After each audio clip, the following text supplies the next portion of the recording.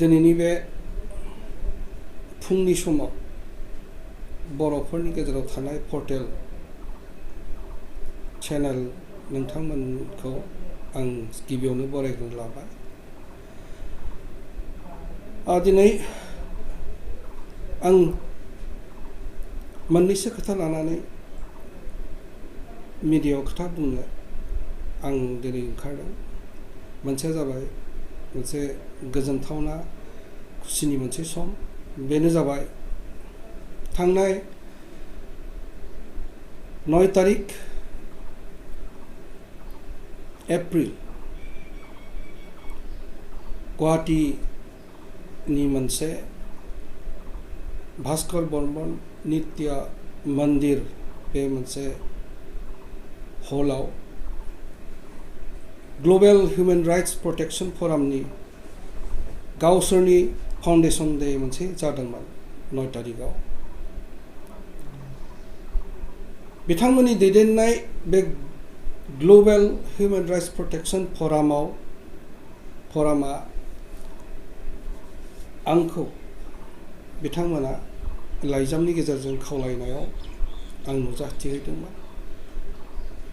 बिनि मोनसे लेंहरनायनि मोनसे थांखियानो जाबाय मा जे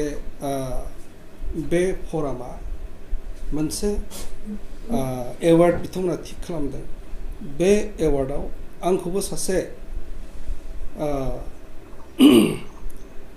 माने बिजाथि हिसाबै बिथांमोना सेलेक्शन खालामनानै दोनदों। बे खोथाखौ आं मिथिनाय लोगो लोगो जोबोद गोजोननाय मोनदों। जिहेतु बियो मोनसे हिउमेन राइट्सनि बाथ्रा, बेवहाय आं नुजाथिहैयोब्ला मोजां जागोन, खोथा बुंहैनो हायोब्ला मोजां जागोन होननानै आङो बेवहाय थांदोंमोन। बेयाव बे मोनसे कनभेनसनावनो बिथांमोननि मोनसे कनभेनसनाव आंनो ग्लबेल ससियेल एलाइट एवार्ड बिथांमोना आंनो गथायो। बेजों लोगोसे नर्थ इस्टआव गासै 6 जन इन्डिभिजुवेल पार्सनेलफोरनो बिथांमोना दिनै बे एवार्डखौ जासियो। ग्लबेल हिउमेन राइट्स प्रोटेक्शन फरामा दासिम इन्डियानि गोबां स्टेटआव मेम्बार जानानै दङ। आसामावबो, मेघालय, दिनै नर्थ इस्टआवबो गोबां, दिनै महाराष्ट्रआवनो बेबायदिनो गोबां जायगायाव गोसारनानै दङ। बिथांमोना हिउमेन राइट्सनि बाथ्रा दिनै नंगौ बे बुहुमाव आरो भारतनि सिङाव आरो आसामनि सिङाव हिउमेन राइट्सआ भायलेसन जाबाय थादों। बे भायलेसना दिनै गोबां रोखोमै भायलेसना जादों आरो जों बेबायदि भायलेसनखौ गोबां केटेगरियाव राननानै लानो हादों। मोनसे घटना जाबाय बेवहाय भायलेन्टलि सोरखौबा बुथारबाय, टर्चार होबाय, सिगिग्लुंबाय, बेबो मोनसे हिउमेन राइट्स भायलेसननि मोनसे पार्ट। आरो दिनै जोंनि अधिकार, भारत संबिजितआ दिनै भारत संबिजितानो जा आसाम गभर्नमेन्टनि सिङाव जा मोनसे अधिकार दङ। संबिजिताव थाखानाय अधिकारखौ दिनै जोंनो मोनहोआखै, जोंखौ डिनाय खालामदों आरो बेजों थगायना दोनबाय थादों। बेबो मोनसे हिउमेन राइट्स भायलेसननि मोनसे पार्ट। गतिके जोंनि बर'फोरनि गेजेरावबो दिनै बेबायदि रोखोमनि भायलेसना दिनै जाबाय थादों। मोनसे घटना जाबाय, बेवहाय बुथारलायनाय जाबाय, नासयलायदों, सिगिग्लुंनाय जादों। बेवहाय दिनै हिउमेन राइट्सआ भायलेसन जादों, बे नंगौ। खिन्थु दिनै जोंनि जेरैबायदि भायलेसन जादों जोंनि माने इन्डिजिनियास बा थागिबिफोरनि सायाव संबिजितआ रोखा रोखा दिनै लिरनानै दोनदों जा बे दिनै अधिकारखौ जों दिनै मोना। ब्रिटिशनि समनिफ्राय भारतआ उदांस्रि जाबाय। उदांस्रि जानायनि उनावबो भारतआ गोबां खेब इन्डियानि कन्स्टिटिउसनखौ दिनै एमेन्डमेन्ट खालामनानै आरो दिनै गोदान गोदान ल' दिनै बानायदों थांखिया बेनो जे खुनु रोखोमै भारतनि नागरिकफोरनि जातिनि हारिनि सायाव खुनु अन्याय जाया खुनु दिनै हिउमेन राइट्स भायलेसन जाया अधिकारफोरखौ मोनफुङो बेबादि थांखि लानानै दिनै दानाय जादों खिन्थु दिनै जों जेरैबादि नुबाय बेफोर भारत संबिजिताव रोखा रोखा लिरनानै थानाय खुनु मोनसे अधिकार दिनै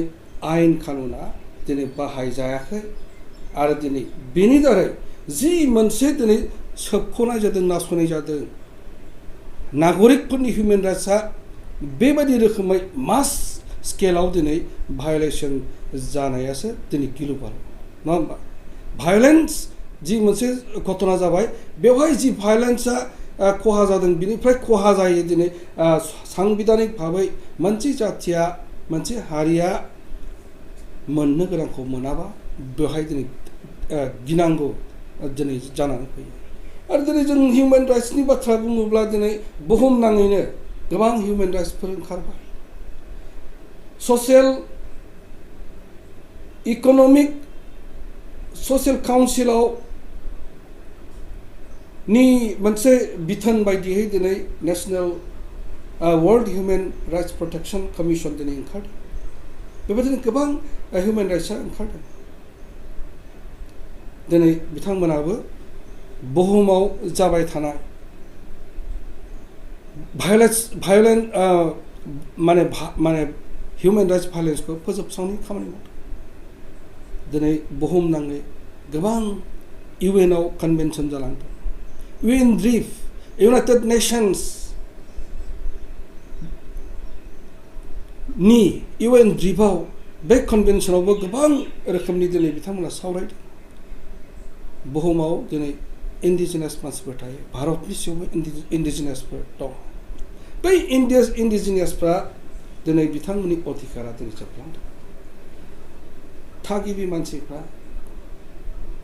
खुनु गावसोर मिथियाबासिनो दिनै हा हुनो राव हारिमु बिसोरनि ट्रेडिसनेल गासैबो दिनै खर्ब जालांजोबदों बेखौ दिनै प्रटेक्ट खालामनो हायाखै दिनै आरोबाव गिथावनाया बेनो जे दिनै बेफोरखौ फोजोबस्रांनायनि होबथानायनि थाखाय बुहुमनाङैनो गोबां दिनै देशफ्रा दिनै इनभल्भ जादों भारतआबो दिनै वर्ल्ड हिउमेन राइट्स प्रटेक्शन कमिसननि मोनसे पार्ट बेबादि हिसाबै दिनै गावनि सिङाव थानाय इन्डिजिनियास ट्राइबेल मानसिफोरखौ बिसोरनि मोनथाय अधिकारफोरखौ खर्ब जानायनिफ्राय होबथानायनि दायित्व दं खिन्थु दिनै मा जाबाय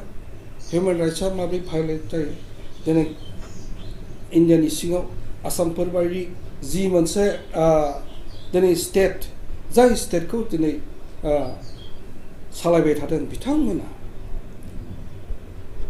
हिउमेन राइट्सखौ प्रटेक्शन खालामनायनि जुदि सिन्था खालामाबा बिनि थाखाय आयेन प्रनयन खालामाबा आयेन दायाब्ला होबथानायनि जुदि गोसो गैयाब्ला खुनु मोनसे दिनै हिउमेन राइट्स भायलेसन जानायनिफ्राय जों उदां जानो हाया दिनै गोबां दिनै स्टेटफोर दङ जायफोर स्टेटआव दिनै स्टेटआव गावनि मानसिखौल' बासायनाय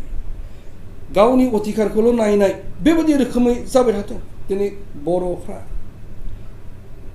जोंहा दिनै अधिकारा जों खर्ब जागोन खारन जोंहा बेबायदि रोखोमै जोंहा रायजो गैया जोंहा दिनै जों रायजो जों खुंनो हायाखै जोंहा रायजो गैयिनि थाखायनो गावहा खुंनो हानायनि अधिकार गैयिनि थाखायनो बेफोरबादि हिउमेन राइट्स भायलेसना दिनै जाबाय थादों आरो बे दिनै बिराद मोनसे गिलु बालु थासारि जानानै फैदों जोंहा हा हुनि अधिकार जों इन्डिजिनियास मानसि गावहा राव हारिमु दं जोंबो जाथि बे जाथि हिसाबै जोङो उदाङै थानो लुगैयो गावनि हा हु राव हारिमुखौ फोथांनानै लाखिनो लुगैयो खिन्थु दिनै बे आसामनि सिङाव जोंनि इन्डिजिनियास ट्राइबेल माहारिफ्रा बर'फ्रा गाव थानाय हानिफ्राय जों दिनै होखारजादों दिनै जोङो एभेक्सन खालामजादों बेबायदि मोनसे थासारिया दिनै जाबाय थादों खिन्थु जोंहा जुदि गावहानो स्टेट थानायमोनब्ला बियो बेखौ बासायनायनि बै हारिखौ गावनि मानसिखौ बासायनायनि मोनसे जों दिनै हाबाफारि लानो हागौमोन आयेन कानुन जों बानायनो हागौमोन खिन्थु दिनै जायासै बेबायदिनो दिनैसिम दुखु खस्थ'आव जोङो माबादों बेनिखायनो बेफोरबायदि बाथ्राखौ दिनै मोनसे फोजोबस्रांनो होबथानो थाखाय जों जेरैबायदि दा फिल खालामदों जोंनि बर'फोरनि गेजेराव ट्राइबेलफोरनि गेजेराव गुबुन गुबुन हारि माहारिफ्रा दिनै दङ गावसोरखौ बासायनो खिन्थु बर' हारिनि गेजेराव दाबो प्रमिनेन्ट मोनसे हिउमेन राइट्सनि अर्गानाइजेसनखौ जों दिनै नुनो मोनाखै दिनै ओंखारबोआखै बेफोर मा फोरमायदों दिनै जोङो अधिकार जोंहा अधिकार दङ जोङो जाहाथे हिउमेन राइट्स भायलेसना जाया जोंनि सायाव बेनि थाखाय जोंनि बर'फोरनि गेजेराव गिदिर गिदिर स्ट्रागल जादों सोमावसारनाय जादों बे मानि थाखाय जादों जे जोंहा दिनै अधिकार दंमोन बे अधिकारा गुबुनजों दिनै स्मेश खालामजाबाय जों थांनानै थानो गोसो उदां अख्राङाव गावनि राव हारिमुजों जोङो जोंबो हारि होननानै सिनायथि होनायनि जा अधिकार दं बेनि थाखायनो सोमावसारदोंमोन खिन्थु दिनै सोमावसारनायनि उनाव जों गोहो मोनब्लासो जों बेबायदि हिउमेन राइट्स भायलेसननिफ्राय जों होबथा जागोन दा जों जेरैबायदि बर'फोरनि गेजेराव गिलु बालु मोनसे थासारि फैदों जोङो दिनै बेबायदि मोनसे उदांस्रि दावहा बेखौ फोजोबस्रांनाय बेखौ दिनै नङा खालामनो बेखौ धंस खालामनाय खामानिखौ जोंना दिनै बर' जाथिया गाव गावनो खालामबाय थादों जोंनाव गोबां आफादफोर दं बे आफादफ्रा दिनै खौसे नङैनि थाखायनो जोंनि अधिकारनि थाखाय खोथा बुंनो हायैनि थाखायनो मोनसे गिलु बालु मोनसे हिउमेन राइट्सआ दिनै भायलेसन जादों जोंनि खौसेथिखौ जोंनि खौसेथि गैयैखौ नुनानैनो दिनै माने रायजो सरकारानो जा भारत सरकारानो जा जोंनि सायाव जि मोनसे गिदिर माने मोनसे नारसिननाय दिनै सोबख'नाय नासयनाय बे दिनै जाबाय थादों दा बर'फोरनि गेजेराव बे संगठनफोरनि गेजेराव खुनु मोनसे मिलायलायै खौसेथि गैया खिन्थु गाज्रि बियो बैखौ होबथालायनाय आरो होबथानानै बर'फोरनि गेजेराव उदांस्रि नागिरग्रा हास्थायग्रा दल संगठनफोरखौबो स्मेश खालामनानै दिनै जोंथ' रोखा नुदों जों अधिकारखौ नागिरनानै बर'फोरनि गेजेराव माखासे सांग्रां सेंग्राफ्रा दिनै आफादफोर दानानै दिनै सोमावसारदों बे सोमावसारनाया दिनै हाग्रा बंग्रा थानानै 34 बोसोरसिमहालागै दिनै हारिखौ होबथानायनि खामानि मावदों आरो बे 34 बोसोराव जों मिथियो जों आन्दाज दङ जों हमनो हादों जोंखौ जेरैबायदि नासयदोंमोन दिनै माने सरकारा आर्मि पुलिस मिलिटारिनि गेजेरजों जेब्ला बर'फोरनि गेजेराव हाथियार लानानै सोमावसारनाया दिनै जोनोम जाबाय बै समनिफ्राय खुनु मोनसे अत्याचार खुनु मोनसे बुथारनाय बिथांमोना खालामनो हायाखैमोन खिन्थु दिनै जोंहा बै संगठना गैयैनि उनावनो बेयो दिनै जोबनायनि उनावनो जि मोनसे माने आयेन कानुनजोंनो जा दिनै नंखाय फेक माने राहा लामाजोंनो जा दिनै बर'फोरनि जिथुनाखि मोन्थाय बेफोरखौ दिनै फोजोबस्रांनो लांनो नागिरबाय थादों जोंना अधिकारा गोमाबाय थादों दा बै मोनसे जोंखौ बेबायदि मोनसे गाज्रि रिप्रेसिभ मेजार लानो हानायनि खारनानो बेनो बर'फोरनि गेजेराव दिनै जोंनो गावजों गाव खौसेथि गैया आरो दिनै बर'फोरनि जि मोनसे गोख्रों रिभलुसन जादोंमोन बे रिभलुसनाबो थांखिसिम सहैनायनि सिगां जोबस्रांफैनायनि खारनाबो बर' दल संगठनफोरनि मेगन गोसा नोजोरनि थाखायनो जादों आरो दिनै जि मोनसे उदांस्रि दावहा बे दिनै स्मेश जाफैदों दिनै जों बेबायदि रोखोमै जुदि फैबाय थानांगौबा थांबाय थानांगौबा जेरैबायदि जादों दिनै थारिखआव बेयो दिनै आरोबाव आं सानो आरो बारा गोबाव सम नाङै नंला दिनै राजनितिनि खाथियाव नांगौ होननानै दिनै जोङो दिनै राजनितिफ्रा दिनै ओंखारबोदों दा जों जेरै नुदों जों जि मोनसे खुंथाय बे खुंथायखौ जों दिनै आन्दाज खालामदों मोनसे लोरबां सरकार दानानै मोनसे मेजरिटि फुल मेजरिटि मोनै राजनितिक पार्टिफ्रा जुदि सरकार सालायोबा बिनि गेजेरजों आरोबाव जोंनि सांबिधानिक जिथुनाखि मोन्थाय बेफोर आरोबाव खर्ब जाबावगोन बे दुरबल सरकारा खालामनो नागिरनाय खुनु मोनसे एजेन्डानि बेरेखायै बिथांमोना खामानि मावनो हाया बुंथेनो हाया बिथांमोना जेरैबायदि गोसो बेखौनो गनायनानै खामानि मावबाय थायोबा बर' जाथिया धंस जालांनायनि लामायाव आगान सुरबाय बेनिखायनो दिनै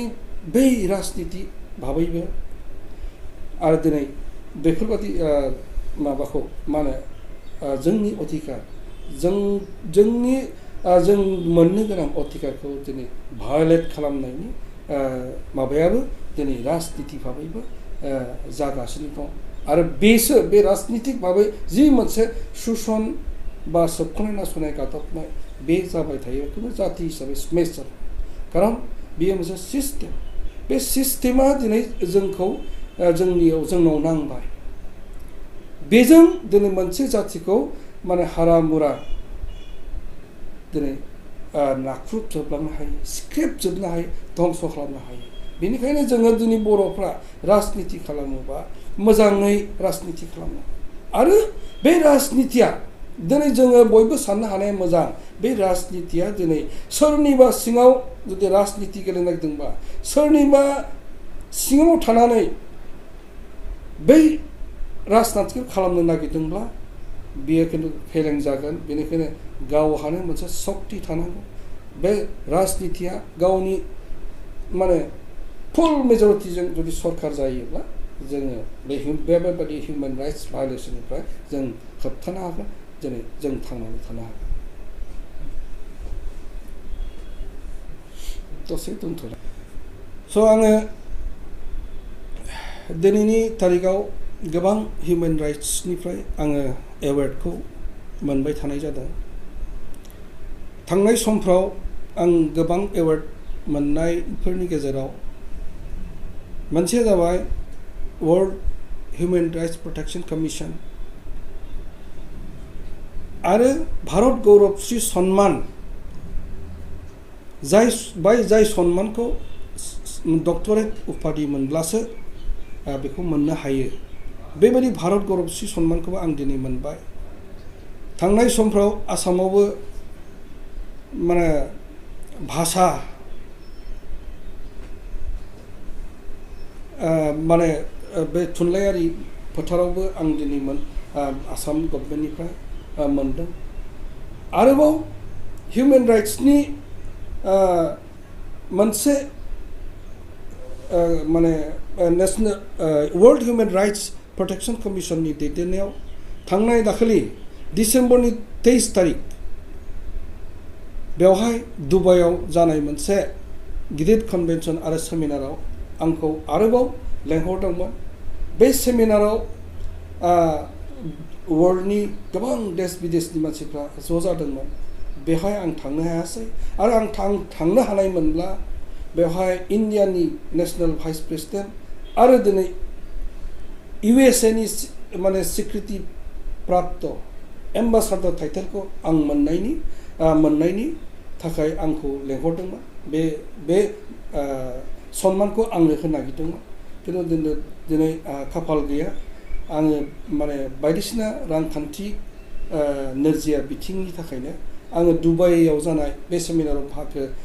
लानो हायैया आंनि थाखाय मोनसे दुखुनांथाव बाथ्रा जानानै थाबाय दा जियानो जायाथों मानो दिनै वर्ल्डआव गोबां रोखोमनि हिउमेन राइट्सआ जोनोम जाबाय जोङो गासैबो हिउमेन राइट्सआ दिनै नाजादों बुहुमनाङै गुबुन गुबुन स्टेटआव जानाय दा हिउमेन राइट्सफोरखौ बा भायलेसनफोरखौ होबथानो थाखाय दिनै नाजादों। दिनै वर्ल्डआव हिउमेन राइट्स दिनै दं, खिन्थु दिनै दुखुनांथावा बेनो बियो बे देशआ बै देशजों दिनै दावहा नांगासिनो दं। दिनै गिदिर गिदिर देशफ्रा गावजों गाव बे सुप्रिमेसिखौ लानानै दावहा नांनाया दिनै बेवहायबो बेबायदि दावहायावबो दिनै हाजार मानसिया दिनै लाख मानसिया दिनै थैलांदों। बेबो मोनसे हिउमेन राइट्स। दिनै रासिया इउक्रेननि गेजेराव जि दावहा जानाय बियो जास्ट सोर गोहोगोरासिन बेखौ दिन्थिनाय दिनै जाबाय थादों। बेवहाय हिउमेन राइट्स भायलेसन जादों। दिनै बेफोरखौ होबथागोन। बेबायदि रोखोमै दिनै हिउमेन राइट्सआ भायलेसन जाबाय थादों। दा हिउमेन राइट्सफोरनि जिथुनाखि खामानि बियो दिनैनो माबा मोनसे खालामबाय, खिन्थु जाब्रबनाय बेबादि नङा। उनाव समा बेखौ बिसा खालामगोन आरो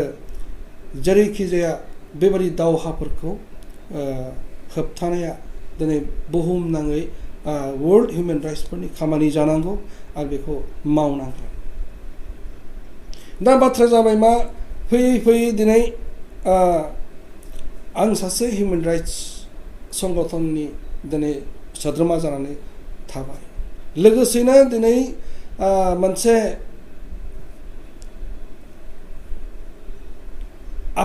आफादनि मोनसे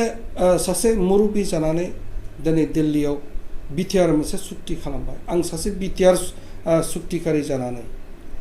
आं दिनै मा मावनो हागोन? आं दिनै मा मावनांगौमोन? बेफोर मोनसे दिनै बिराद गिदिर सोंथि जानानै थाबाय। आं सुक्तिकारि जानाय हिसाबै आंनि सिङाव थानाय बा एनडिएफबिनि सोद्रोमा बेजों लोगोसे दिनै बै समनि दावहायाव जि दुखु खस्थ' लाबाय, सैनांबाय दिनै बर' जाथिया, बर' हारिया, बिथांमोननो आङो दिनै माबा मोनसे खामानि मावनो हानांगौमोन। जि मोनसे अधिकार बेखौ दिनै मोनहोनो हानांगौमोन। दा बाथ्राया जाबाय मा, आङो दिनैसिम सिगनेटरि जानानै जोंनि सेंग्राफोरनि मेम्बारफोरनि दिनै सोद्रोमाफोरनि थाखाय खामानि मावनो हायैनिबो गोबां खारन दं। बे खारना रोखा जोंनि बर'फोरनि गेजेराव ओरैबायदि खौसेथि गैयै मोनसे थासारि। दिनै आफाद मोनसेया गोख्रोङै मावबाय थानो, माबा मोनसे आन्दलनकारिया थांखिसिम सहैनो दिनै हाबोआखै। बे गावनि गेजेराव होबथालायनाय, नासयलायनाय, सोरबा संगठना दिनै सरकारि एजेन्टजों लोगो जानानै सरकारफोरनि बिथोनजों गाज्रि मोनसे बिथोनजों बिथांमोना सोमोन्दो लाखिनाय आरो जोंनि गेजेराव बे मोनसे भुल बुझाबुझि, जोंसो साबसिन, जोंसो हारिनि थाखाय खामानि मावदों, गुबुना जेबो मावाखै, जोंसो थांना थानांगोन, जोंनि मथे जानांगोन, बेबायदि मोनसे जोंनि गेजेराव बे सोलिबाय थानाया खिन्थु जोङो गावजों गावनो जोंनि अधिकारफोरनिफ्राय जों बन्सित जादों। जि मोनसे भायलेसन भायलेट जाबाय थादों हिउमेन राइट्स, बियो दिनै बेफोरनिफ्राय जों उदां जानो हायाखै। बेयो दुखुनांथाव। दिनै ओंखायनो आं दिनै खावलायनो सानदों, जोङो बर'फोरनि गेजेराव स्ट्रं मोनसे हिउमेन राइट्स दिनै जोनोम जाथारनांगोन। बेखौ जों खालामनांगोन आरो बिनि थाखाय ओंखारबोनांगोन। नङाब्ला दिनै आयेन थाब्ला दिनै दंखायो रोखा बेफोर दिनै बाहायजानाय नङा, इमप्लिमेन्ट जानाय नङा। दिनै भारतनि आयेना मा बुंदों? दिनै scheduled caste and scheduled tribe prevention of atrocities act, बेखौ 33 नं 1989आवनो बे कमिसनजों दाजाना होनाय मोनसे आयेन। बिनि मथे दिनै ट्राइबेल माहारिफोरखौ, इन्डिजिनास मानसिफोरखौ बा बिसोरनि गोसोनि बेरेखायै खुनु दिना सिद्धान्त लानो हाया, टर्चार होनो हाया, सासे इन्डिजिनियास मानसि ट्राइबेल मानसिखौ दिनै सोबानोबो हाया बेबायदि आयेन थासान्दियावबो दिनै जोंनि गेजेराव हिउमेन राइट्स आरो दल संगठन गोख्रों गैयैनि थाखायनो जों बेफोरनि अधिकारखौ जोङो मोनफुङाखै गिलु बालु आरो दिनै आयेना बानायगासिनो दं ल' जाबाय थादों 2006 सनाव Scheduled Tribe and Other Traditional Forest Right Act दिनै जाबाय बिनि मथे जोंनि ट्राइबेल माहारि इन्डिजिनियास मानसिफ्रा बे हानि मानसिफ्रा हा हुनि अधिकार मोननांगौ पाट्टा मोनजोबनांसिगौ दिनै मानो मोनदिया दा जोंहा जुदि बेफोरबायदि गोख्रों संगठनफोर थानायमोनब्ला हिउमेन राइट्सआ दिनै सानफ्रोमबो खोथा बुंनो हानायमोनब्ला जों बेबायदि अधिकारनिफ्राय जों डिप्राइभ जानो नाङा दिनै बेफोर दिनै जागासिनो दं बेनिखायनो माने जोंनि गेजेराव बर'फोरनि गेजेरावबो नुजासारनाय बेबायदि हिउमेन राइट्सनि खामानि मावग्राखौ जोङो नांसिगौ एक्टिभिस्टफोरखौ ओंखारनांसिगौ आरो नङाब्ला दिनै खुनु राहा गैया आं बेखौ सानदों आरो दिनै गोबां हिउमेन राइट्स ओंखारदों इन्डियाफोरनि सिङावबो गोबां दं इन्टारनेसनेलबो दिनै बहुद बार ओंखारबोबाय खिन्थु जोंनि गासै हिउमेन राइट्सआ बेजों मोनसे एलाइनमेन्ट बा दिनै आन्डारस्टेन्डिं जुदि अधिकारनि थाखाय हिउमेन राइट्स भायलेसन जानायनि थाखाय खौसे जुदि खामानि मावोबा बेफोरबायदि हिउमेन राइट्सआबो दिनै फेलें जागोन होननानै आं सानो बेखिनियानो गोजोन्थों